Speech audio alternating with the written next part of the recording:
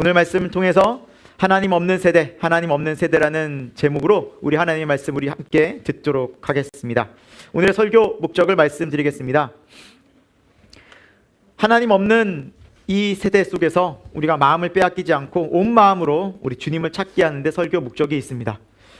여러분, 오늘 우리가 읽은 본문의 이 그리스죠. 아테네를 말하는데, 아테네는 이 지역뿐만 아니라 이 시대뿐만 아니라 지금 이 시대에도, 현대에도 하나님 없는 세대의 많은 문화와 정치와 사상과 철학들이, 종교들이 가득합니다.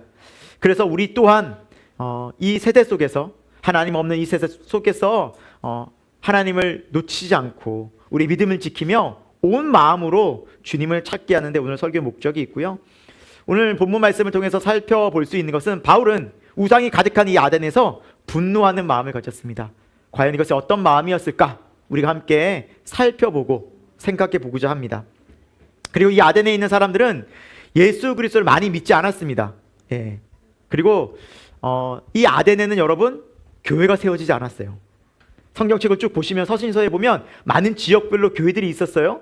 우리 좀 전에도 예를 들면 빌립보 지역을 갔을 때 빌립보 교회, 데살로니가 갔을 때 데살로니가 교회, 에베소 교회, 다 교회들이 있었거든요.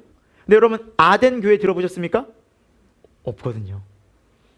근데 이 지역에서 교회가 세워지지 않는 이유가 무엇일까? 두 번째 보시면 이 지역에 살던 사람들의 특징이 있었어요.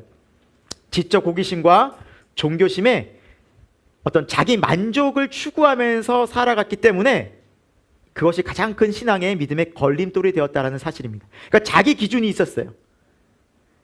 이 기독교도 복음도 들어보고 처음에는 호기심에 듣다가 자기 기준에 안 맞으면 이제 호기심이 재미가 없으면 안 듣고, 그리고 또 다양한 종교들도 많이 섭렵하고 종교다원주의가 되다 보니까 이 기독교도 또한 여러 종교 중에 하나이겠거니, 그래서 유일하신 하나님에 대한 그 믿음이 들어가기 참 힘들었던 지역이었습니다. 이에 반해서 우리가 전에 베레아 지역은 어땠어요? 믿는 사람이 많았잖아요. 그곳에는 사람들의 마음이 너그럽고 간절하고, 이 말씀이 그러한가? 날마다 상고했다고 했어요. 그러니까 열린 마음으로, 간절한 마음으로 듣게 되니 믿음이 생긴 겁니다. 그래서 이 하나님의 말씀을 대하는 태도가 다른 거예요. 이 모습들을 살펴볼 것입니다. 그렇구나. 믿음의 걸림돌이 될 때는 이게 우리 안에서 내가 그냥 재미로, 호기심으로 이 복음을 접근해서는 안 되는구나. 재미있으면 듣고 재미없으면 안 듣고, 진리는 그런 것이 아니구나. 그리고 이 기독교는 다양한 종교 중에 그냥 하나가 아니구나라는 지점들을 오늘 말씀을 통해서 선명히 살펴볼 예정입니다. 그리고 끝으로 우리의 모든 생각과 세상에서 하나님 모르는 모든 이 하나님 없는 세대 속에서 우리로 하여금 하나님 알 수 있게 하는 유일한 길이 누구냐? 예수 그리스도라는 거예요. 특별히 예수 그리스도의 십자가와 부활 사건이라는 거예요. 이것을 전했을 때, 사람들이 이걸 들었을 때, 이 예수 그리스도의 십자가야 하나님의 사랑을 통해서, 십자가와 부활을 통해서 이분이 하나님 맞구나 라는 믿음이 생긴다라는 거예요. 하나님의 약속의 말씀이 이루어진 것이 맞구나. 예수가 그리스도시구나. 우리 앞부분에 우리 찬양하지 않았습니까? 예수는 그리스도, 예수는 주. 우리 일생 속에서 예수가 그리스도시고 주가 되시고 왕 되시다는 고백이 우리 마음 가운데 더 선명해지고, 그것은 일생에서 끝나는 것이 아닙니다. 영원한 천국에서는 그것이 너무나 선명해져서 그때는 영광 중에 부활의 몸을 입고 영원히 하나님을 찬송하는 그 날을 소망하게 되는 저와 여러분 되기를 축원합니다. 여러분, 오늘날 이 시대에도 하나님이 어떻게 보면 우리 주변에 많이 잘 확실하게 보여지지 않는 시대인 것 같아요. 특별히 제가 이제 모임들을 하다 보면, 형제 모임이나 우리 셀 모임 하다 보면 그렇게 주변에 믿는 사람이 없대요. 저 하나밖에 없어요. 이런 사람들이 우리 대부분이에요. 주변에 믿는 사람이 없다라는, 믿는 사람. 저희 아이들도 학교에서 이렇게 얘기를 들어보면 교회 다니는 아이들이 예전 같지가 않은 거예요. 제가 어릴 때만 해도 한 반에 교회 다니는 아이들이 절반 이상이 넘었거든요. 다 교회 다니고 교회에서 만나고. 그런데 이 시대에는 점점점 교회 다니는 아이들이 줄어들고, 심지어 한국 대학생의 3% 미만이래요, 기독교인이 지금. 이런 나라를 선교에서는 어떻게 얘기하냐면 미전도 국가라 그래요. 선교 대상이라고 말해요. 그러니까 요즘 젊은 세대는요, 선교 대상. 우리 교회도 20대가 참 귀합니다. 없어요. 그래서 지금 자라나는 세대를 기다려야 될 상황이에요, 지금. 예. 쉽지 않아요. 예. 정말 이 젊은 세대가 점점점 복음을 제대로 듣지 못하고 이 세상의 문화 속에서, 사상 속에서, 철학 속에서, 종교들 속에서 온갖 하나님 없는 문화 속에서 하나님을 잃어가는 시대 속에 우리는 진짜 살아가고 있다는 사실입니다. 오늘 말씀에 보면 에피쿠로스나 스토아 이런 철학자들에 대한 이야기가 나오거든요.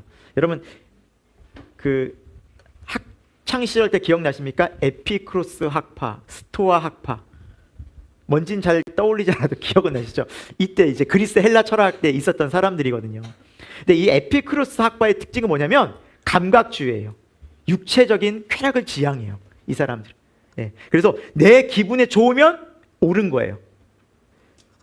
기준이 뭐냐면 절대적 기준이 있어서 좋은 게 아니라 지금 내가 기분 좋아? 오케이, alright. 이게 좋은 거야. 이게 옳은 거야. 내 기분에, 내 생각에 좋은 게 옳은 거예요. 그래서 각자의 생각과 판단이 굉장히 중요한 시대예요. 그걸 굉장히 존중받아야 돼요. 여러분 이 생각이 현대 어떻게 접목된지 아세요? 이것이 정체성과 접목이 되면 각자가 생물학적으로는 태어난 게 여자예요. 생물학적으로는 태어난 게 남자예요. 근데 내 느낌이 그렇지 않아. 생물학적으로 남자인데 나 여자 같아. 나 긴 머리 좋아하고 화장 되게 좋아하고 치마 입고 싶고 목소리가 막 얇아져. 나 여자 같아. 느낌을 가져. 생각을 가져요. 그러면은 여자로 살 수 있는 시대가 오늘날 이 시대예요. 자기 성을 자기가 결정해요. 이런 나라가 전 세계 21개국이 있어요. 독일, 스페인, 핀란드, 아르헨티나, 브라질, 미국. 미국에는 각 주마다 다르죠. 독일 같은 경우 2024년 하도 자기 마음대로 성을 바꿔버리니까 1년에 1회로 제한해버렸어요. 독일은 선진국이잖아요. 지금 얘기한 나라들이 여러분 선진국이 참 많아요. 소위 각자 생각들, 각자 주관들, 각자 느낌들, 각자의 감각들을 중시하는 이 에피쿠로스라는 이 학파의 철학들이 오늘날에도 여전히 우리의 생활 속에, 삶 속에 깊숙이 자리 잡고 있다는 사실입니다. 그리고 오늘 본문에 보면 스토아 철학자들이 나와요. 바울과 막 논쟁하거든요. 이들은 이성주의자들이에요. 철학, 사상, 이성적 사고를 굉장히 중요시해요. 네. 여러분 이성적 사고가 굉장히 합리적 사고가 발달하면 어디로 가는지 아십니까? 과학주의로 가요. 과학주의. 그래서 과학주의가 오늘날 많이 발달했죠. 과학기술이 많이 발달해서 AI를 만들었습니다. AI, 인공지능이죠. 이 인공지능이 많이 발전하다 보니 지금 우리 TV에서나 인터넷 매체에서 많이 보는 게 뭐예요? 로봇이에요. 로봇. 굉장히 발전했어요. 로봇이 나와서 춤추거나 여러분 로봇이 계란 짚는 거나 이런 거 보셨어요? 얼마나 섬세한지 몰라요. 이미 가정용 로봇도 만들어졌대요. 옷도 개고요, 빨래도 하고요, 청소도 다 하고요. 이런 로봇도 시판되고 있어요. 그 점점 발달될 거예요. 인간의 자리를 대체하고 있어요. 점점점. 지금은 인간을 뛰어넘는 그 모습보다는 조금 미달하는 그 모습일지 몰라도 앞으로는 얼마 안 남았어요. 인간을 월등히 뛰어넘을 날이 얼마 안 남았어요. 굉장히 빨라요. 그러면서 여러분 많은 사람들이 이 과학주의 사로잡혀서 굉장히 인간의 우월성 그리고 인간의 편리함들을 통해서 이 세대를 만들어가고 있어요. 근데 참 신기한 건 뭔지 아십니까? 그 로봇이 얼마나 정교하고 그 로봇을 뭐 현대 자동차에도 만들더라고요. 이게 로봇 만들어서 막 보여주고 회사 로고가 나와요. 그리고 자세히 알아보면 그걸 만든 과학자들이 있어요. 팀이 있어요. 어떤 팀들이 만들었다는 것을. 근데 여러분 그렇게 정교한 로봇이 만든 팀이 있고 회사가 있는데 설계도가 있고 부품이 있는데 인간은 얼마나 더 정교합니까? 인간은 얼마나 더 복잡하고 우리 영혼이 있고 얼마나 놀랍습니까? 이 인간은. 그런데 인간은 오늘날 과학자들이 오늘날 현대인들이 뭐라 말하는지 아십니까? 진화됐대요. 우연히 만들어졌대요. 오직 인간은. 이렇게 과학이 문명이 발달했는데 많은 젊은이들이 말해요. 인간은 우연이 아니야. 그런데 로봇은 우연이 아니야. 사람이 만들었어. 근데 인간은 우연이야 라고 진화론을 믿고 있어요. 결론적으로 여러분들에게 말씀드리고 싶은 건 이거예요. 오늘날 왜 우리가 이 시대에 살아가면서 왜 이 복음을 듣지 못하고, 아니 들었어도 왜 받아들이지 못하는가? 인간은요, 자기 신념에 따라 믿으려는 경향이 아주 강한 죄성이 있어요. 자기 신념을 갖고서 믿어요. 자기 믿고 싶은 걸 믿어요. 자기 원하는 바가 있어요. 그걸 믿는 거예요. 이것이 인간의 죄성이에요. 이것이 너무 강해요. 그래서 진리를 알려줘도 들으려고 하지 않아요. 복음을 들려줘도 인정하려 하지 않아요. 자기가 인정이 안 된다는 것, 내가 원하지 않는다는 것, 이것이 뭐예요? 자기 신념이에요. 사랑하는 여러분, 오늘 이 지점을 살펴볼 것이에요. 오늘 우리가 이것을 살펴볼 것입니다. 오늘 말씀을 통해서도 아덴에서 사도 바울이 그렇게 전했는데도 많은 사람이 믿지 않는 이유가 바로 여기에 있어요. 내 생각, 내 의지, 내 뜻. 결론적으로 말씀드리면 이것이 십자가에서 예수 그리스도와 연합돼서 죽지 않으면 우리 절대 하나님을 만날 수가 없어요. 십자가를 통과하지 않으면 하늘 문이 열리지가 않아요. 성령이 임하지 않으면 절대 우리의 생각과 상식과 이성적인 감각적으로는, 느낌으로는 하나님을 만날 수가 없어요. 사랑하는 여러분에게 오늘 이 예배 시간에 성령의 임재가 함께하길 축원합니다. 그래서 하나님이 우리 가운데 선명해지는, 우리 마음속에, 우리 영혼 속에 살아계신 하나님이 그 예수 그리스도의 십자가의 은혜와 부활 사건이 더욱더 선명해지는 이 복된 시간 되기를 축원합니다. 말씀 속으로 들어가 보도록 하겠습니다. 첫 번째 살펴볼 것은 바울의 분노입니다.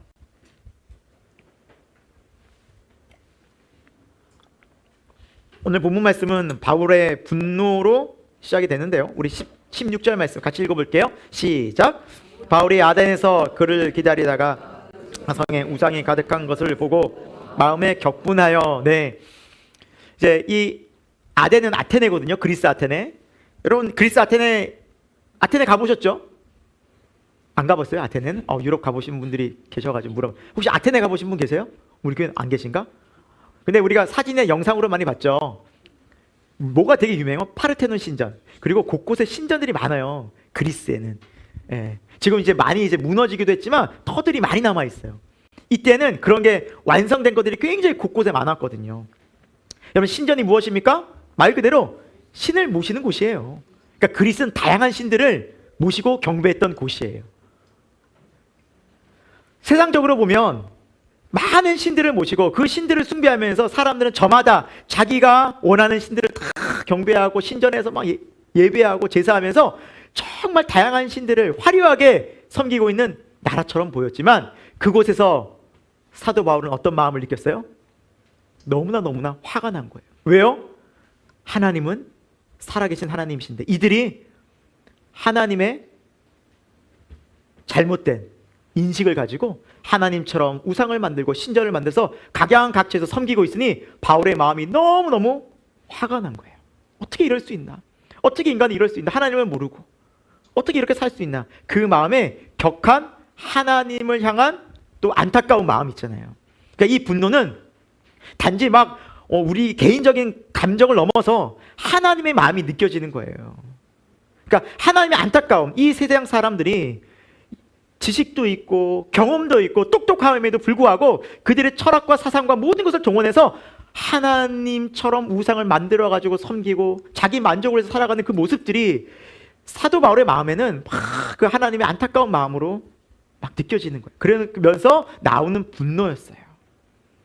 그런데 여러분 오늘 말씀을 자세히 보면 바울은 이 분노를 감정적으로 폭발시키지 않았어요.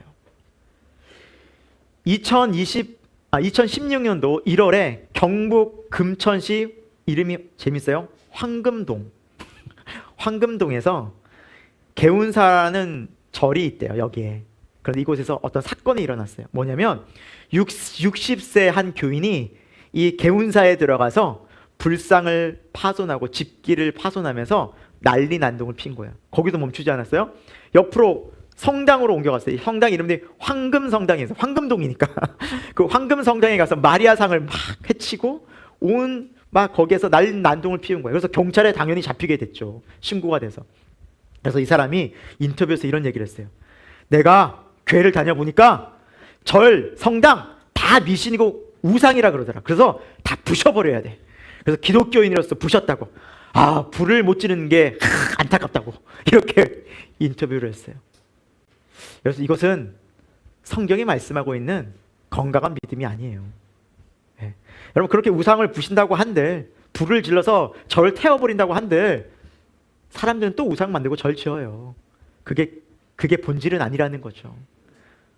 오늘 바울은 어떻게 했습니까? 우리 17절 말씀 같이 읽어볼게요. 시작. 회당에서는 유대인과 경건한 사람들과 또 장터에서, 네, 우리 18절 말씀도 같이 읽어볼게요. 시작. 어떤 에피쿠로스와 스토아 철학자들도 바울과 쟁론할 때 어떤 사람은 이르되 이 말쟁이가 무슨 말을 하고자 하느냐 하고, 어떤 사람은 이르되 이방 신들을 전하는 사람인가 보다 하니, 이는 바울이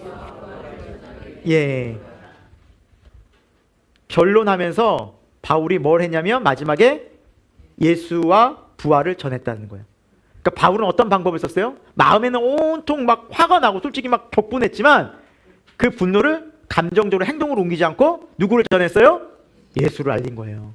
예수 그리스도의 부활을 전한 거예요. 이러지 마십시오, 여러분. 그리고 그들과 때로는 논쟁도 한 거예요. 참신이 어떤 신인지를 알려준 거예요. 가서 복음을 전했어요. 바울은 이성적으로 대한 거예요. 감정주의로 가지 않았어요. 여러분, 때로는 우리가 복음 전하다가 되게 안 좋은 감정주의로 빠질 수 있어요. 막 복음 전하다가 상대방이 욕하고 막 화가 나면 돌아서면서 그 말을 하는 사람도 가끔씩 있거든요. 에라 지옥에나 가라. 진짜 이렇게 말하니 너무 화가 나니까 막 지옥에나 가라고. 복음 전하는 태도가 아니거든요. 이거 잘못된 생각과 모습들이에요. 이러면 안 돼요, 우리가. 복음 전하다가 그러면 안 돼요.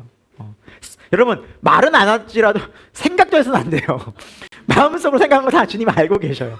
저러다 지옥까지 이러지도 마시고 우리는 그냥 예수님을 전하는 거예요. 그런데 세상은요, 예수님을 거부하는 게 자연스럽다니까요. 듣지 않으려고요. 자기 생각이 추철하기 때문에.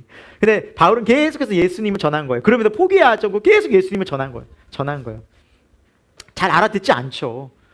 제가 아까 서론에도 말씀드렸다시피 여기는 에피쿠로스와 스토아 철학자들이 있었어요. 여러분, 에피쿠로스는요, 감각주의, 즉 삶의 목적이 이거예요. 내 육체의 기쁨이 되냐 안 되냐예요. 그걸 추구하는 사람들이에요. 그러니까 감각주의, 육체주의, 쾌락주의예요. 이 사람들은. 그게 삶의 목적이에요. 쾌락주의. 그걸 지향하는 거예요. 반대로 스토아 철학자들은 정신적인 즐거움을 지향해요. 대화하고 얘기하고 교류하면서. 그런데 여러분, 그 당시에 오늘 성경에는 안 나왔지만 이 에피쿠로스나 스토아나, 그러니까 감각주의나 이성주의를 다 떠나서 이도 저도 싫다라는 허무주의가 있었어요. 허무주의. 뭐 인생 뭐 있어, 의미 없어 하면서 허무주의로 살던 허무주의도 있었다고 해요. 그러니까 지금 나온 게 아니라 이미 이 시대에 다 있었던 철학들이 그냥 그대로 이어진 거예요. 그러니까 여러분, 인간은요, 예나 지금이나 하나님 없이 살아가는 모습은 똑같아요. 감각주의, 육체를 지향하든 이성주의, 생각을 지향하든 이도 저도 싫으면 그냥 허무주의예요. 인생 뭐 있냐? 이렇게 살다 끝나지. 이렇게 허무하게 살아가는 사람들 오늘날에도 똑같다라는 사실입니다.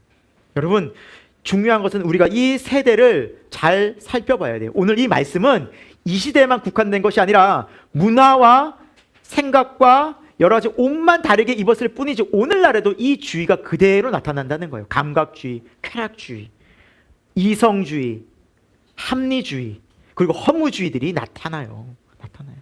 그래서 성경에는 우리에게 이미 이렇게 말씀하셨어요. 요한일서 2장 15, 16 같이 읽어봅니다. 시작.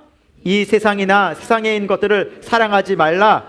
누구든지 세상을 사랑하면 아버지의 사랑이 그 안에 있지 아니하니, 이는 세상에 있는 모든 것이 육신의 정욕, 안목의 정욕, 이생의 자랑이니 다 아버지께로부터 온 것이 아니요, 온 것이라 말씀하고, 하나님이 말씀하십니다. 이미 이 세상의 모든 것이 아버지께로부터, 하늘로부터 온 것이 하나도 없다라는 거예요. 이 세상 모든 것들은 육신의 정욕, 안목의 정욕, 이생의 자랑을 추구한다는 거예요. 하나님으로부터 온 것이 아니다라는 거예요. 세상에 속해 있다는 거예요. 여러분, 그런데 우리가 세상에 속하여 살아가고 있는데 이 세상에 속한 것이 하나님으로부터 온 것이 아무것도 없고, 이렇게 온갖 우상으로 하나님 없는 것으로 가득한데 여러분 우리가 세상 살아가면서 한번 여러분 생각해 보십시오. 내가 이 세상과 부딪히는 경험을 자주 하십니까? 아, 이 세상 왜 이렇게 혼탁하지? 이 세상 문화 왜 이렇게 타락하지?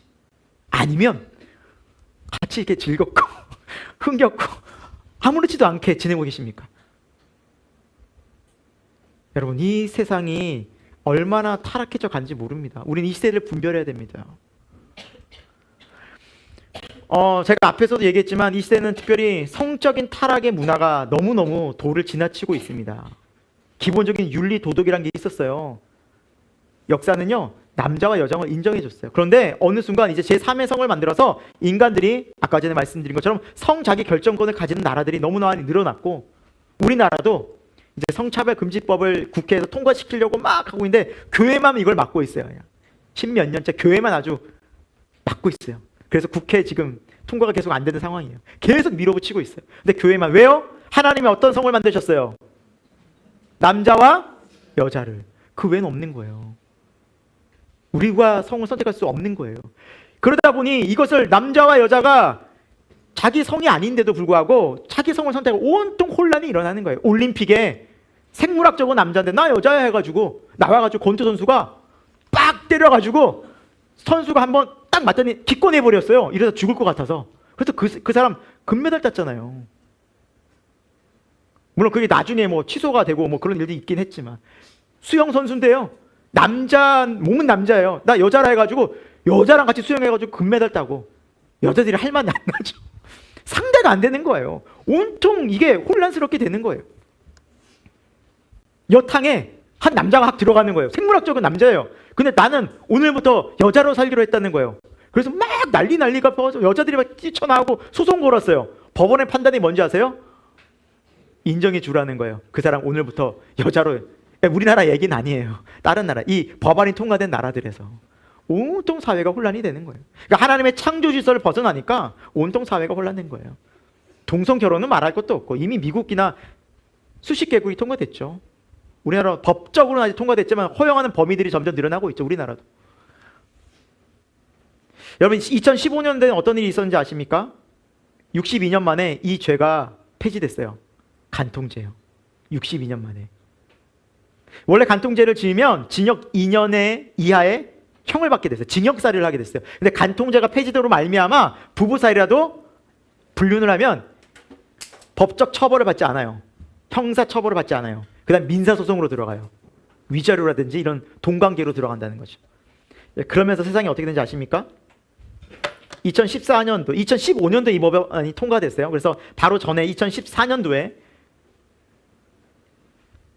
불륜을 해봤다라는 비율이 평균 21%였는데 2020년 이 법안이 통과되고 약 5, 6년 뒤에 30%까지 늘어났어요. 근데 자세히 볼 건 여자의 수치입니다. 여성들 6%에서 24% 4배가 증가했어요. 남자들 니네만 불륜하냐? 나도 한다 이제 이렇게 돼버린 거예요. 네. 6년이 지난 지금은 어떻게 될지 모르겠어요. 줄어들진 않았을 거예요. 더 하는 거예요. 그나마 법적 제재가 있었으니 이런데 법의 테두리 밖에 이제 가니까 무너지는 거예요. 이러면 어떻게 가정이 무너지는 거예요. 가정이 쉽게 얘기하면 가정이 무너지는 거예요. 오늘날 물질 만능주의는 말할 것도 없어요. 돈이 된다면 사람들은 인권 또 사람들의 어떤 모든 것들을 희생해서라도 돈이 되면 사람은 어떤 짓은 하는 시대가 되어져 버렸고 성공주의, 과학주의로 인간의 인간성은 점점 말살되는 시대가 지금 도래했어요. 여러분 이런 시대를 우리는 정말 살아가고 있고요. 남의 얘기가 아니라 오늘날 우리가 사는 이 시대예요. 여러분 어떤 마음이 드십니까? 아무렇지도 않으세요? 아무렇지도 않다면 우리는 허무주의에 갈 수 있어요. 이런들 어떠하리 저런들 어떠하리.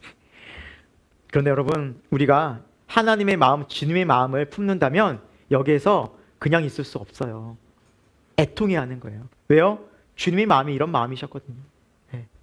주님이 오셔서 사람들을 보면서 보시는 그 마음에 메시지가 있었어요. 눈으로 보면서 저들을 보면서 목자 없는 양같이 우리 주님이 애통해 하셨다는 거예요. 목자 없는 양이 어떤 양이에요? 길 잃어버린 양, 사람들. 저마다 각자의 소견대로 막 옳은 대로 사는 목적 없어요. 흩어져가지고 저러다 죽고 다치고. 여러분 이렇게 자기 마음대로 살아가는 이 인생이 얼마나 불행해요. 물질주의로 점철된 인생이 얼마나 불쌍하냐고요. 돈밖에 모르다가 돌아버리죠. 정말 불행해지는 거예요. 성적인 타락을 그렇게 일삼다가 가정, 인생 다 망가지는 거예요. 불행해지는 거예요. 쾌락주의에 노출됐다가 얼마나 많은 문제들이 발생해요. 우리나라도 얼마나 지금 마약이 많이 들어오고 있어요. 지금 이 모양 저 모양으로. 끝이 없어요. 인간은 점점 이렇게 세상은 점점 하나님 없는 시대의 모습들을 많이 보이고 있어요. 여러분 이러한 시대를 우리 살아가고 있어요. TV를 보십시오. 인터넷 매체를 보십시오. 어떠십니까? 정말 충격적이에요. 점점 익숙해지니까 우리가 그걸 모르는 거예요. 두 번째, 우리 인간은 자기 만족의 우상을 만들어 가고 있습니다. 이 시대에도 마찬가지입니다. 여러분 이 시대에도 자세히 보십시오. 인간들의 모습의 중심에 우리의 모습에도 내가 원하는 바가 되게 중요해요. 내 기분, 내 생각, 내 뜻. 뭐 가정이든 내가 뭐 학교 생활이든 교회 생활이든 다 뭐예요? 내 기준이에요. 내 기준. 굉장히 강해요. 자, 우리 한번 말씀 볼게요. 오늘 21, 22 같이 읽어보겠습니다. 시작. 모든 아덴 사람과 거기서 나그네 된 외국인들이 가장 새로운 것을 말하고 듣는 것 외에는 달리 시간을 쓰지 않음이더라. 바울이 아레오바고 가운데 서서 말하되 아덴 사람들아 너희를 보니 범사에 종교심이 많도다라고 바울이 말하고 있어요. 성경에는 두 가지를 지적하고 있어요. 첫 번째 21절에 그 아테네 사람들은 새로운 것에 관심이 많았어요. 그런데 문제는 뭐냐면 새로운 것에서만 관심이 많았어요. 다른 건 관심이 없어요. 새로운 거. 호기심만 많았어요. 호기심. 그래서 호기심을 채우는데 내 지금 현재 내 좋은 느낌만 채우는데 관심이 많았어요. 이것이 진리인가? 정말 이것이 정말 중요한가? 여러분 그리스도의 복음은 호기심의 대상이 아니거든요. 예수 그리스도를 믿지 않으면 심판을 받아요. 예수님을 통해서 우리는 천국에서 지옥으로 구원받는 거예요. 이거 호기심의 대상이 아니에요. 진리예요. 사실이에요. 우리 눈앞에 코앞에 다다른 삶과 죽음의 문제라고요. 이거는 호기심과 재미의 문제가 아니에요. 그런데 이 지역의 사람들은 재미로 접근한 거예요. 재미없네. 들어보니 별로네. 뭐 기분 나쁘네. 안 들어. 내가 좋아하는 거 듣는 거예요. 내 눈에 내 귀에 재미있는 거 찾아다니는 거. 그런 시대가 된 거예요. 여러분 이런 시대의 모습은 오늘날에 너무 많이 나타나고 있어요. 재미, 사람 눈을 끄는 거. 여러분 절대 교회는 이런 눈에 보이는 재미가 먼저가 돼서는 안 됩니다. 그래서 많은 교회들이, 적지 않은 교회들이 그런 것들을 먼저 바꿔 사람 눈에 보이는 게 중요하니까 외관을 바꾸고 속의 인테리어를 바꾸고 그러면서 점점 뭐가 이루어져요? 십자가 복음이 이루어져 가는 거예요. 이건 자꾸 숨겨요. 왜요? 이거 자꾸 얘기하면 사람들이 안 모이거든요. 교회는요 사람이 많이 모인 게 목적이 아니에요. 여러분 오해하시면 안 돼요. 착각하시면 안 돼요. 예수님은요 오병이어의 기적을 일으키고 수만 명이 따라왔어요. 근데 다 쫓아버렸어요.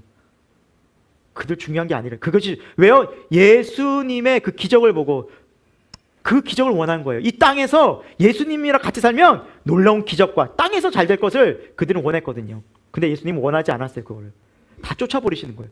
내가 너에게 주는 것은 영생이다. 하나님 아버지다. 하늘나라다. 이 땅의 것이 아니다라는 말씀을 하신 거예요. 사랑하는 여러분, 우리는 이 세상의 가치, 호기심과 새로운 것에 정말 집착하는 이 세상 가치에 우리는 눈을 떠야만 합니다. 깨어 있어야만 합니다. 속으면 안 됩니다. 속으면 안 돼요. 그리고 두 번째 22절에 보니까 범사에 뭐가 많다 그랬어요? 종교심이 많다. 이건 뭐냐면 종교다원주의예요. 그래서 기독교를 하나의 종교로 인정하는 거야. 여러 종교 중에 하나로. 근데 여러분 기독교는 종교가 아닙니다. 기독교는 종교가 아니에요. 여러분 오늘날 이 시대에는 얼마나 새로운 것을 많이 접하는 시대인지 모릅니다. 아침에 눈 뜨면 사람이 뭐부터 틀어요? TV나 인터넷부터 보죠. 뭘 봐요? 뉴스를 봅니다. 새로운 소식. 그거 모르면 뒤처진다 생각하는 거예요. 그거부터 봐요. 교인들도요. 근데 여러분 그러시면 안 됩니다. 교인들 먼저 누구를 먼저 생각해야 돼요? 하나님이요. 이게 우리 아이덴티티예요. 물론 세상 여러분 돌아가는 소식 알아야죠. 그거보다 주님이 먼저예요. 그래야 여러분 세상을 분별할 수 있기 때문입니다. 얼마나 많은 뉴스들이 등장한지 몰라요. 정치, 경제, 사회, 문화 조금만 들어가 보십시오. 또 거기서 얼마나 세분화되는지. 온통 거기에 열광하는 세상이에요. 스포츠? 요즘 또 뭐 하고 있어요? 축구하고 있죠. 난리도 아니죠. 거기 열광하고 온통 세상이 그렇게 하고. 여러분 허무주의로 세상 무관심하게 살라는 의미가 아니에요. 여러분 우리가 예수 그리스도라는 중심을 잃어버리면 우리도 여기에 빠져서 정신없이 몰아치는 이 하나님 없는 세대 속에서 이 그 소용돌이 속에서 헤매고 살 수밖에 없어요. 이 문화, 드라마, 영화, 스포츠 얼마나 강력한지 몰라요. 여러분 그것만 우리가 새로운 것들입니까? 아니죠. 새로운 신발, 새로운 화장품, 신상들이 많이 나오죠. 새 자동차. 저도 새 차를 바꿨어요 작년에. 좋더라고요. 기능들이 너무 많아요. 네, 너무너무 많아요. 네. 근데 올해 나온 차는 어떨까요? 더 새로울 거예요. 더 말도 못하는 기능들이 있어요. 그러니까 이게 좋아지기 시작하면 또 바꾸고 싶은 마음이 드는 거예요. 얼마 안 됐는데. 여기만 그럴까요? 아니에요. 다 그래요. 집이든 신발이든 시계든 옷이든 뭐든 다 새로운 것에 익숙해지는 거죠. 여러분 우리는 이런 시대를 살아가고 있고요. 종교 또한 마찬가지입니다. 종교 또한 다양한 종교들을 인정하라고 하는 종교 다원화 시대에 살아가고 있어요. 그러면서 기독교도 얘기해요. 다른 종교 중에 하나 아니냐 기독교가. 여러분 절대 그렇지 않아요. 우리 기독교는 종교가 아니에요. 종교라는 특징이 뭐냐면 깨달음이 있고 윤리도덕이 있고 신을 예배하는 그런 특징이 있어요. 그런데 여러분 물론 기독교도 이런 특징들이 있지만 기본적으로 기독교는 예수님 믿게 되면 관계가 형성돼요. 하나님을 우리가 누구라 부르죠? 맞아요. 아버지라 불러요. 여러분 가족 간의 관계를 종교라고 말할 수 있습니까? 부모와 자식 간의 관계가 종교입니까? 아니에요. 사랑의 관계예요. 그래서 기독교는 종교라고 말할 수 없는 거예요. 우리의 관계는 사랑의 관계예요. 하나님을 사랑하기 때문에 예배하고 하나님을 사랑하기 때문에 우리는 하나님의 말씀대로 순종하는 겁니다. 그리고 우리가 서로 사랑하는 사람들끼리 모였어요. 그래서 형제요 자매요 같이 함께 공동체로 모여서 우리는 한 하나님 나라 가족으로 생활합니다. 이것이 바로 기독교입니다. 오직 기독교만 다른 종교와 차별이 있어요. 우리가 뭔가를 만들지 않아요. 내가 원하는 것을 만들지 않아요. 그래서 사도 바울은 이 중요한 일을 아레오바고 언덕에서 말한 거예요. 이 아레오바고 언덕은 어떤 언덕이냐면 이 그리스 아테네에서 중대한 재판이 있거나 정치적으로 중요한 어떤 사안이 있을 때 그걸 결정하는 장소가 이곳이었어요. 그러니까 바울은 의도적으로 여기서 전한 거예요. 내가 지금 여러분에게 전하는 것은 호기심의 대상이 아닙니다. 내가 여러분에게 전하는 것은 하나의 종교가 아닙니다. 내가 여러분에게 전한 것은 진리요 생명에 관한 부분입니다. 라고 이 아레오바고 언덕에서 외친 거예요. 그리고 하나님에 대해서 이야기했어요. 오늘 24, 25절 같이 볼까요? 시작!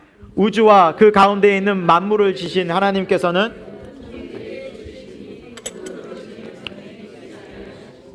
또 무엇이 부족한 것처럼 사람의 손으로 섬김을 받으신 것이 아니니 이는 만민에게 생명과 호흡과 만물을 친히 주시는 이심이라. 아멘. 어떤 말씀입니까? 사람들은 저마다 신을 만들어서 언덕 위에다가 왜 언덕 위에 만드냐면 하늘과 가장 가깝잖아요.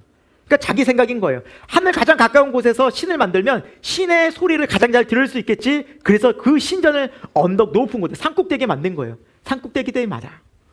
그래서 신에게 내 목소리를 전달하려고 또 신을 기분 좋게 하려고 아주 아름답게 그 신전들을 만든 거예요. 그러나 바울은 말하죠. 진짜 하나님은 신전에 계시는 것이 아닙니다. 진짜 하나님은 여러분이 만든 그 모양에 계시는 것이 아닙니다. 그분은 무엇이 부족한 것이 아닙니다. 그리고 여러분이 잘해야 기분이 좋고 그렇지 않으면 기분 나쁘면 그런 분이 아닙니다. 그분은 모자람이 없는 분입니다. 오히려 그분은 스스로 행동하시고 창조하시고 주관하시고 그분 스스로 친히 모든 만물을 주장하십니다. 이렇게 얘기하는 거예요. 우리가 열심히 빌면 신이 기뻐하고 그러지 않으면 신이 분노하고 저주할 것 같아 두려운 이런 신은 우상이라는 거예요. 하나님은 그런 신이 아니에요. 우리가 만든 신이 아니에요. 여러분, 우상의 특징을 자세히 생각해 보면 우상의 특징들 하나같이 뭐예요? 자신의 원함과 바램으로 만들어진 신들이에요. 내가 돈을 벌고 싶어요? 그러면 어떤 우상을 만들까요? 물질의 우상을 만들어요. 내가 이 세상의 쾌락을 좋아해요? 그럼 쾌락의 우상을 만들어요. 내가 성공하고 싶어요? 그럼 성공의 우상을 만들어요. 그렇게 자기를 만족시킬 우상들을 만들어요. 오늘날에도 똑같아요. 하나님은 다른 것들을 우리 마음에 섬기고 내가 원하는 모양대로 만든다면 그것이 우상이 되는 거예요. 그러나 하나님은 우리 만족과 우리 원함대로 움직여지는 분이 아니라는 거예요. 그래서 십계명에 중요한 말씀이 있어요. 20장 4절에 제가 빨간 글씨만 읽어드릴게요. 첫 번째, 하나님이 십계명, 1계명에 말씀하시면서 너를 위하여 새긴 우상을 만들지 말라. 하나님 이미 아셨어요. 우상 만드는 목적을, 인간이 왜 우상 만드는지를. 누구를 위한다는 거예요? 너를 위한다는 거야. 아시는 거예요. 너를 위한 거 아니냐 지금. 나는 그런 우상이 아니란다. 너의 만족과 너의 기분과 너의 생각을, 너의 원함을 채워주는 나는 그런 신이 아니란다. 여러분, 나의 만족과 나의 원함과 나의 생각, 하나님 없을 때 어떻게 갑니까? 우리가 아까 전에 봤지만 육신의 정욕, 안목의 정욕, 이생의 자랑으로 다 가버립니다. 세상으로 가요. 세상은 어떤 곳이에요? 성경은요, 세상이 장차 멸망할 성읍이라고 말해요. 장차 멸망할 성읍이, 장차 심판받을 성읍이. 그래서 계시록에도 보면 이 땅의 모든 것들이 없어져요. 이전 것은 다 지나갔다 말이에요. 다 사라져요. 이 땅의 모든 것들이. 여러분, 이 땅은 하나님의 심판의 대상이에요. 앞으로. 그래서 우리는 어디를 소망하느냐? 믿으면 하나님 나라를 소망하는 거예요. 여러분, 일본이란 나라는 참 종교심이 많은 나라입니다. 일본은 우상이 참 많거든요. 가보신 분은 아시겠지만 곳곳에 우상 신전들을 많고 곳곳에 우상을 많이 세워놨어요. 일본의 우상이요 800만 개라고 합니다. 800만 개. 근데 여러분, 일본이 미개한 나라입니까? 선진국이에요. 근데 여러분, 이 정도 800만 개 만들어졌으면 감사하고 행복하고 그냥 그 우상들 때문에 막 좋아야 되는데 일본이 과연 그렇습니까? 아니에요. 만족스럽지 못해요. 행복하지 않아요. 그럼 우상이 8천만 개가 돼야 만족할까요? 아니라니까요. 우상으로는 우리 마음이, 세상으로는 우리 마음이 절대 행복해지고 만족스럽지 못합니다. 이것이 성경이 말씀하고 있는 중요한 사실입니다. 여러분, 일본은 이렇게 우상을 굉장히 종교심이 많아서 우상을 우리 아테네처럼 종교심이 많은 나라예요. 그래서 다양한 우상들을 막 섬기거든요. 그래서 기독교 인구가 1% 미만이에요. 일본은. 우리나라보다 먼저 기독교가 들어갔지만 교회가 성장이 안 돼요. 왜요? 그냥 여러 우상들 같이 섬겨버리니까. 혼합주의 돼버리니까. 순수한 기독교가 굉장히 적어요. 우리는 기억해야만 합니다, 여러분. 오늘날 하나님 없는 이 세상 문화 속에서 우리 또한 하나님 없는 것으로 자꾸 이 허기진 우리의 영혼을, 마음을 채우려고 얼마나 많이 애를 쓰고 살아갑니까? 육신의 정욕? 그렇지 않습니까? 눈으로 보는 거, 드라마, TV, 오락, 게임, 스포츠. 안목의 정욕들, 내가 원하는 바들을 얻으려고, 갖고 싶어서. 이생의 자랑에 취해 있지 않습니까? 인정받으려는 욕구들. 이런 걸로 우리들도 가득 채워질 때 여러분, 우리 마음에도, 우리 마음이 교회는 나와 앉아있지만 하나님을 믿는다고 하지만 우리 마음에는 혼합주의 신앙으로 살아갈 수밖에 없다라는 사실을 여러분, 우리 기억해야만 합니다. 그래서 우리에게는 주 예수 그리스도가 너무 필요합니다. 예수 그리스도의 십자가 부활이 오늘 우리에게 너무너무 절실합니다. 왜냐하면 이 십자가 부활이 있을 때만 이 세상에서 이 어둠을, 우상을 깨트리고 우리가 깨어서 예수님 안에서 참된 기쁨과 만족과 평강을 누리면서 살아갈 수 있기 때문입니다. 이제 끝으로 십자가와 부활의 믿음에 대해서 살펴보고 설교를 마치려고 합니다. 여러분, 십자가와 부활은 우리가 잊지 말아야 될 기독교의 핵심 중의 핵심이요, 우리 삶에 실제되어야 될 믿음의 원리입니다. 신앙생활에 있어서 이 십자가와 부활이 실제되지 않으면 믿음이 아닌 것입니다. 하나님을 모르는 것입니다. 하나님 아버지를 만날 수가 없어요. 왜요? 예수님께서 말씀하셨죠. 내가 곧 길이요 진리요 생명이니 나로 말미암지 않고는 아버지께로 갈 자가 없느니라. 십자가와 부활을 통과하지 않고는 하나님께 갈 자가 없어요. 하늘나라에 갈 수가 없는 거예요. 그래서 예수님만이 우리 유일한 소망이 되시는 거예요. 그래서 이 예수가 내 안에 계셔야 되는 거예요. 나와 연합해서 계셔야 돼. 이게 기독교의 핵심이에요. 이것 빼면 우리는 아무것도 아니에요. 자, 30절 31절 같이 읽어볼게요. 시작. 알지 못하던 시대에는 하나님이 간과하셨거니와 이제는 어디든지 사람에게 다 명하사 회개하라 하셨으니 31절. 이는 정하신 사람으로 하여금 천하를 공의로 심판할 날을 작정하시고 이에 그를 죽은 자 가운데서 살리신 것으로 모든 사람에게 믿을 만한 증거를 주셨음이니라 하니라. 아멘. 하나님께서 이제 30절에 보면 이제는 어디서든지, 이제는 어떤 시대입니까? 예수 그리스도의 십자가와 부활이 선포된, 이제 드러난 신약 시대에는, 이후의 시대에는 모든 사람들로 말미암아 이 복음을 듣고 회개하라는 거예요. 회개가 무엇입니까? 돌이켜 고치는 거예요. 돌이킬 회 고칠게요. 그래서 세상으로 향하던 마음을, 육체를 지향하던 내 마음을 내 옛 생활에서, 내 옛 습관에서 돌이켜 어디로 가는 거예요? 하나님께로 가는 거예요. 방향을 바꿔버리는 거예요. 세상으로 지향하던 내 마음을 이제 십자가로 돌이키는 거예요. 완전한 방향의 전환이 있는 거예요. 이게 회개예요. 방향을 완전히 돌이키는 거예요. 하나님께로. 내 인생의 주인이 나라고 생각했던 모든 것에서 아, 예수가 그리스도시구나. 예수가 왕이시구나. 주가 되시는구나. 내가 착각했구나. 내 멋대로 살았었구나. 내 인생을. 이 죄악된 인생. 그래서 예수님이 오셨구나. 나를 구원하시려고. 그래서 겸손히 그 앞으로, 하나님 앞으로 나아갈 때 놀라운 주님의 구원이 임하는 것입니다. 여러분, 온전한 구원은요, 세상을 향하던 내 마음이 죽고 이제 십자가로 하나님께로 가는 내 새로운 마음이 변화되는 상태를 바로 구원이라고 말하고 있습니다. 왜 우리는 구원받아야 할까요? 31절입니다. 하나님은 천하를 공의로 심판할 날을 뭐 하셨다고 하셨어요? 작정하셨대요. 이 작정은요, 변하지 않는다는 거예요. 이거 할 거야? 라는 거예요. 반드시 이루어져 라는 거예요. 이 작정은 아무리 인간이 노력해도 바뀌지 않아요. 이루어지고 그 날이 와요. 하나님의 작정된 날이 와요. 어떤 날이요? 심판할, 공의로. 이 공의로운 심판을 피할 길이 없는 거예요. 아무도 이 공의로운 심판을 피할 수 없어요. 그러면 성경을 우리가 구약부터 자세히 본다면 어떤 하나님을 만날 수 있습니까? 심판의 하나님을 만날 수 있어요. 심판의 하나님. 반드시 그 하나님을 목도합니다. 접합니다.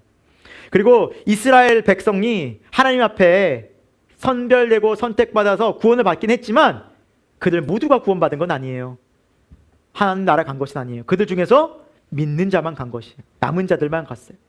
그래서 이스라엘이 계속해서 하나님을 버리고 우상을 숭배하고 타락했을 때 예레미야서에서는 하나님 이렇게 마지막에 경고하셨어요. 자, 같이 한번 읽어볼까요? 25장 4절입니다. 시작. 그러므로 여호와께서 그의 모든 종 선지자를 너희에게 끊임없이 보내셨으나 너희가 순종하지 아니하였으며 귀를 기울여 듣지도 아니하였도다. 예레미야서는 여러분 구약에서 특별히 마지막 시드기야 왕까지 요시야 왕부터 마지막 시대에 살던 예레미야였어요. 그래서 마지막 그 이스라엘 남유다의 운명을 다 보고 그 심판을 다 보고 목도한 책이 예레미야하고 예레미야 애가예요. 지금 성경을 공부하시는 분들은 뭐 목요일이나 토요일 아시겠지만 이 그 마지막 유다의 남유다의 모습을 살펴보고 있습니다. 하나님께서 말씀하셨어요. 이 성을 내가 멸하리라. 그런데 의인이 없는 거야. 예루살렘을 다 돌아봐라. 의인 한 명만 있으면 내가 구원하리라. 그런데 의인 한 명이 없는 거야, 예루살렘에. 그래서 하나님이 멸하시기로 작정하셨죠. 어떤 나라를 동원하셨어요? 바벨론이었어요. 바벨론이었어요. 그런데 하나님이 너무 마음이 어차피 심판할 것은 작정하셨는데 너무 고통받을까 봐 어차피 바벨론으로부터 지배를 당할 텐데 그냥 항복해라. 그러면 너희가 덜 고생할 거다라고 말씀하셨어요. 그런데 그들은 듣지 않았어요. 그 왕은 항복하기가 싫었어요. 자존심 상해서. 어떤 일이 벌어졌습니까? 그 시드기야 왕은 마지막에 자기 눈앞에서 아들들이 다 죽고 두 눈이 뽑혀서 바벨론으로 끌려갔어요. 그러면 그 남아있던 성의 사람들은요, 어린아이, 남녀노소 할 거 없이 다 칼에 죽었어요. 이미 그 전에 바벨론에 의해서 성이 포위됐을 때 1년 6개월 동안 먹을 것이 없을 때, 이 책에 다 나와요. 예레미야서에. 자식들을 구워서 잡아먹기 시작합니다. 먹을 것이 없어서. 이 비참한 시험, 이 비참한 심판이 왜 왔어요? 오늘 말씀처럼 끊임없이 하나님의 종들을 보냈어요. 회개해라, 돌이켜라. 내 심판은 두렵다. 너희가 감당할 수 없다. 두렵다. 여러분, 그 심판의 대상은 아이들도 다 있는 거예요. 어린이들도 다 있어요. 어린이라고 예외가 아니었어요. 바벨론 사람들이 어린이라고 남겨두지 않았어요. 다 죽이고 버린 거예요. 그래서 여러분, 믿음은요, 어린이도 다 중요해요. 그래서 교회는요, 우리 교회는요, 유아 세례를 주는 거예요. 어릴 적부터 믿음으로 기르겠다는 거예요. 신앙 안에서. 이게 한 영혼 한 영이 다 귀한 거예요. 하나님이 없는 운명이 어떻게 될지 성경은 비참하고 너무나도 안타까운 모습으로 처절하게 그걸 보여주고 있어요. 근데 이스라엘 사람은 듣지 않았어요. 비웃었어요. 예레미야를 옥에 가두고요. 그 많은 선지자를 죽여버렸어요. 여러분, 이스라엘이 왜 이렇게 비참하게 멸망했습니까? 우상숭배요. 더 엄밀히 말하면 뭡니까? 혼합주의예요. 그들은 예루살렘에서 예배도 드렸지만 그 예루살렘 안에 우상을 만들어 같이 섬기고 있었어요. 우리 마음에 하나님도 있지만 내 마음에 세상을 향한 마음이 있고 우상이 있고 아직도 육신의 정욕, 안목의 정욕, 이생의 자랑들로 내 마음이 끊임없이 가고 있다면 여러분, 그건 또 다른 우상이에요. 회개해야 돼요. 그게 혼합주의라는 거예요. 그게 하나님이 온전히 거하실 수 없다라는 거예요. 하나님은 그걸 영적 간음이라고 말하고 있어요. 영적 간통이라는 거예요. 지금 나랑. 그것 때문에 이스라엘이 망한 걸 여러분 기억하십시오. 이렇게 이스라엘이 망하고 수천 년간 예루살렘에 하나님이 구원자를 이렇게 구원하시려고 선지자를 보냈지만 그들이 반응이 없고 그들이 회개하지 않자 하나님은 누구를 보내셨습니까? 예수님을 보내셨어요. 같이 하면 요한복음 3장 16, 17절 읽어보겠습니다. 시작. 하나님이 세상을 이처럼 사랑하사 독생자를 주셨으니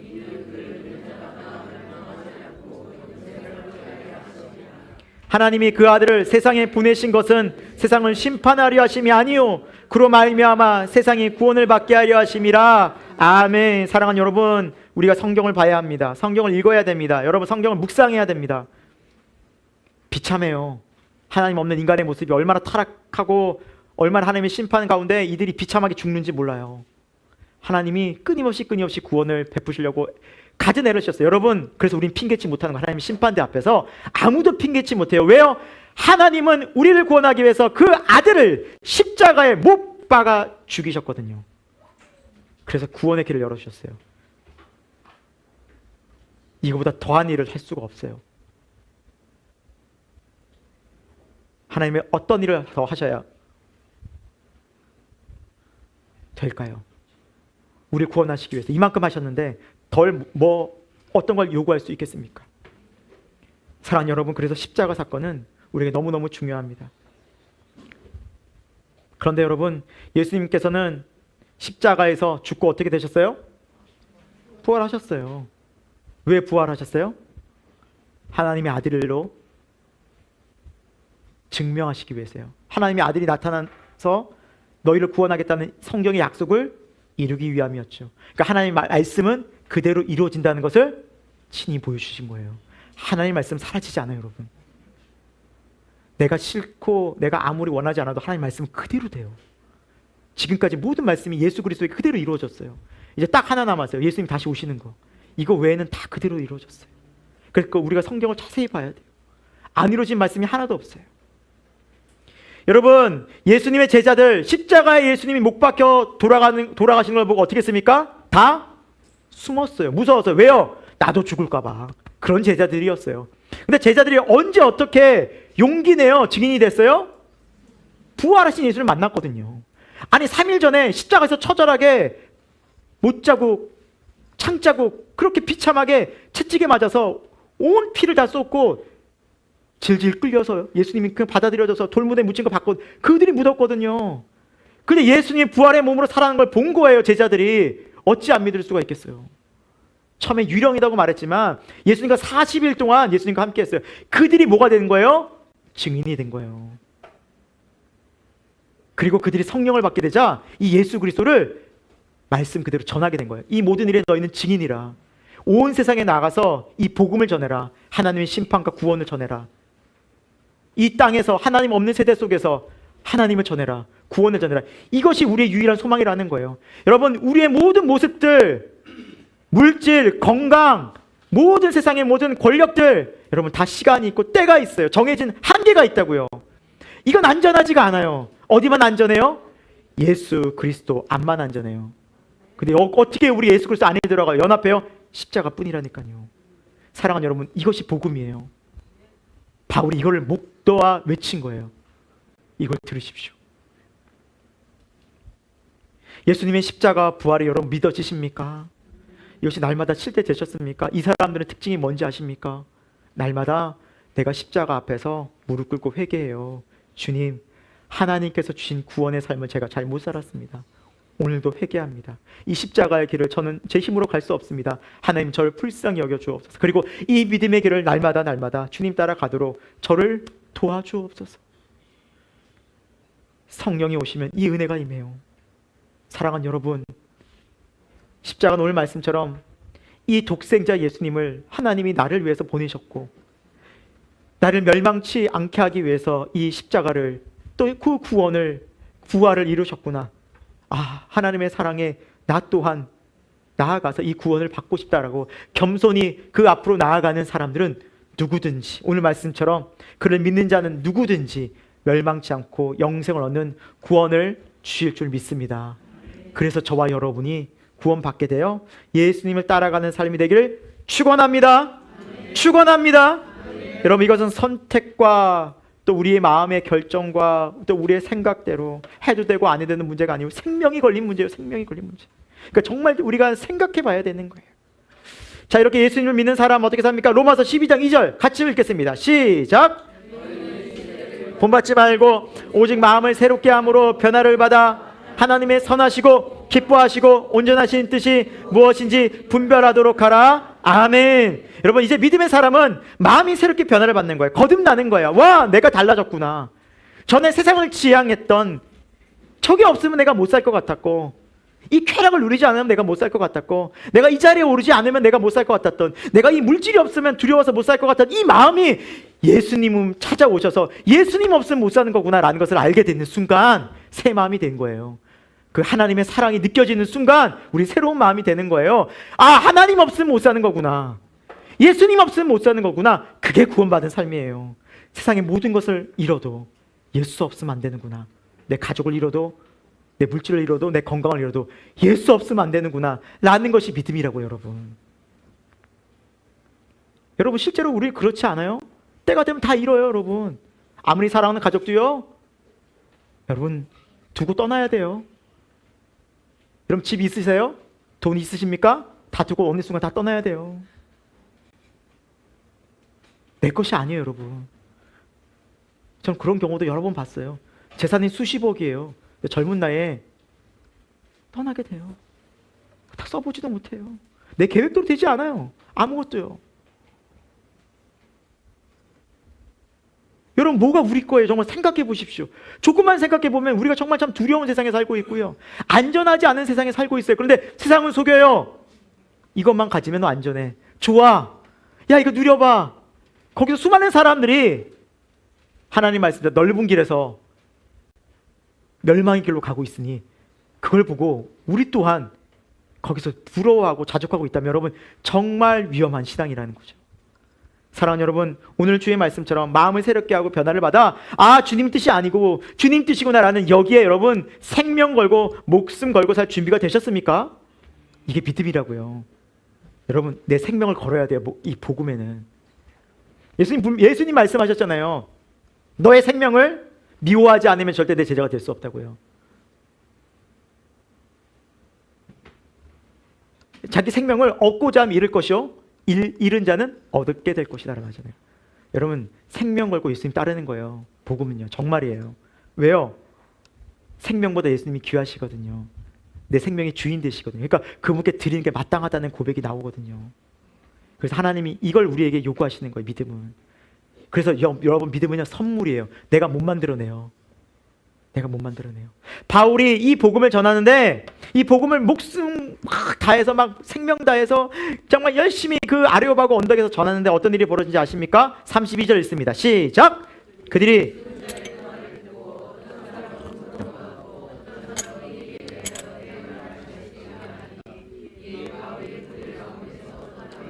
어떤 반응이에요? 첫 번째 반응이 뭐예요? 조롱하는 거예요. 비웃는 거예요. 헛소리 하고 있네. 야, 저것도 헛소리 하네. 저런 사람 많아. 자기만 옳대라고 말해요. 무시하고. 오늘날 정말 이 시대. 여러분 복음 전해 보셨습니까? 이 반응 제일 많아요. 저도 복음 많이 전해봤거든요. 캠퍼스에서 젊은이들한테도 전하고 사람들한테도 전해보고. 이 반응이 제일 많아요. 그냥 조롱해요. 비웃어요. 정말 그래요. 말씀 그대로예요. 정말 그래요. 이 시대의 사람들은, 수많은 사람들이 그렇게 관심이 없어요. 온통 세상의 마음이 다 빼앗겨 있어서 그래요. 흥미와 재미 위주로, 감각주의로, 쾌락주의로 가서 그래요. 말씀이 안 들어와요. 그리고 어떤 사람이 있어요? 내 말을 다 듣겠다 하니 언제 올지도 모르고 다음 기회에, 이런 사람이에요. 좋은데 다음 기회에, 지금 바쁜 일이 있어. 지금 급한 일이 있어. 다음 기회에 들을게요. 이런 사람들 꽤 많아요. 들어는 줘요. 근데 다음 기회에. 다음에요. 다음은요 우리가 결정할 부분이 아니에요. 그러면서 하나님을 떠나는 거예요. 다음으로 미루는 거예요. 하나님 못 만날 가능성이 매우 높아요. 이런 사람들은. 그런데 너무 귀한 게 33절, 34절이에요. 34절. 몇 사람이 그에게 가까이서 믿으니. 여러분 복음을 전했을 때 바울이 많은 군중 앞에서, 그 수많은 사람들 앞에서 계속해서 복음을 전하고 이 지역에서 복음을 전했겠지만, 그러나 소수의 사람들이 믿게 됐어요. 중요한 것은 이것입니다. 믿는 자가 있다라는 사실입니다. 예수님은요 잃은 양 한 마리를 찾아다니시. 그러니까 그 잃은 양을 찾아서 바울을 아덴에 보내셨던 거죠. 할렐루야.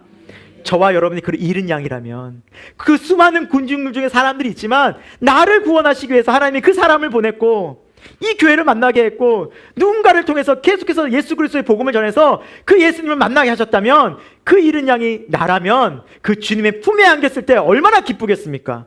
얼마나 감격스럽겠습니까? 여러분 이것이 우리의 유일한 소망이고 기쁨이에요. 세상은 뭘 자랑해요? 돈을 자랑하고 권력을 자랑하고 힘을 자랑하잖아요. 맞잖아요. 다 그러고 살잖아요. 명품 걸치고 좋은 신발, 좋은 차 타고 다니고. 여러분 은연중에 우리 마음 가운데 그런 걸 부러워하면 내 마음에도 뭐가 있는 거예요? 세상이 있는 거예요 지금. 이거 부인할 수 없는 사실이에요. 그렇지 않아요 여러분? 여러분 소돔과 고모라가 멸망할 때 하나님 롯의 가족에게 뭘 말씀하셨냐면, 절대 뒤를 돌아보지 마라. 왜 뒤를 돌아봐요? 미련 때문에 라고 이미 어떤 가수도 막 노래를 하더라고요. 미련이 남는 거예요. 그 육체, 내 세상에 즐기던 것들. 돌아봤다 어떻게 됐어요? 구원받지 못했잖아요. 구원받지 못했어요. 사랑하는 여러분, 우리에게 이거는 귀한 메시지예요. 우리 마음에 그런 미련이 남은다면 우리는 어디로 가야 돼요? 십자가에서 못 박는 믿음이 필요해요. 그래서 우리 가운데 누구만 있어야 돼요? 주만 있어야 돼요.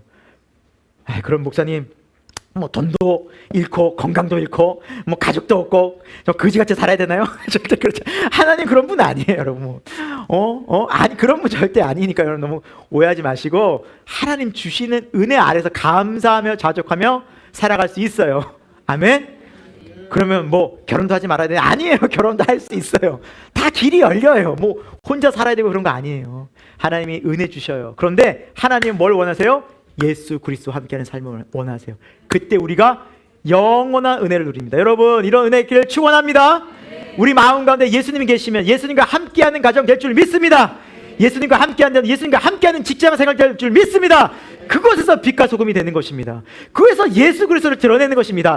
이 영광스러운 삶이 예수 그리스도를 통해서 우리에게 펼쳐졌습니다. 우리 새생명교회가 이런 교회가 되기를 예수 그리스도의 이름으로 축원합니다. 기도하겠습니다. 하나님 아버지, 감사합니다. 우리의 어두운 마음, 세상을 향했던 우리의 마음에, 하나님 없이 살던 우리의 마음에 예수 그리스도의 십자가의 복음을 들려주시고 하나님의 사랑을 알려주셔서 예수 믿게 하시니 참 감사합니다.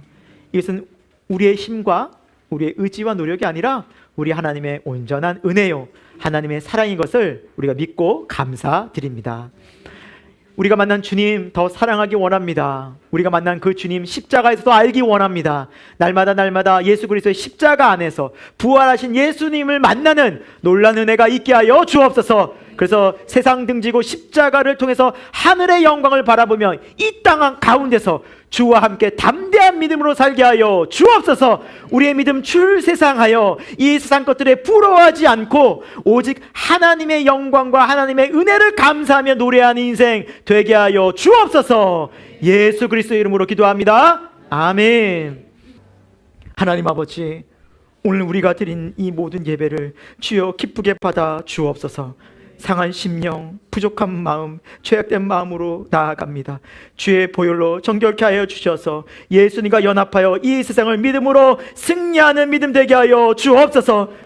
저 연약합니다. 부족합니다. 그래서 성령님을 보내주셨습니다. 날마다 성령님을 의지하여 주와 함께 모든 죄악과 어둠과 그 모든 고난과 역경들을 딛고 일어나는 믿음 되게 하여 주옵소서. 하나님, 우리는 할 수 있습니다. 왜냐하면 주 예수 그리스도께서 십자가에서 죽으시고 부활하셨기 때문입니다. 그 부활의 주님이 우리에게 능력될 줄 믿습니다. 나와 함께 하실 줄로 믿습니다. 하나님, 그 주님과 함께 세상을 이기는 믿음 되게 하여 주시고 죄악의 쇠사슬, 어둠의 쇠사슬을 끊고 십자가로 승리하는 믿음 되게 하여 주옵소서. 우리의 삶이 기도와 말씀의 자리에 나아가기 원합니다. 성령님, 이 자리를 통해서 성령 충만을 경험하여서 이 세상을 이기는 믿음으로 나아가게 하여 주옵소서. 세상을 두려워하고 걱정하고 염려하고 불안해하는 모든 것들이 십자가에서 처리될 수 있도록 성령님 역사하여 주옵소서. 두려워하지 말라, 내가 너와 함께함이라. 내가 너와 함께하고 너를 붙들리라 약속하신 주님, 그 주님의 강한 손을 의지하여 나아가오니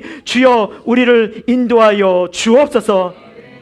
주님과 함께 날마다 살아가기 원하고 또 그 감사하는 마음을 담아 귀한 헌금 드립니다. 하나님, 우리의 삶을 통하여서 주님 앞에 즐거이 감사함으로 드리는 복된 인생 될 수 있도록 하나님 은혜 베풀어 주옵소서.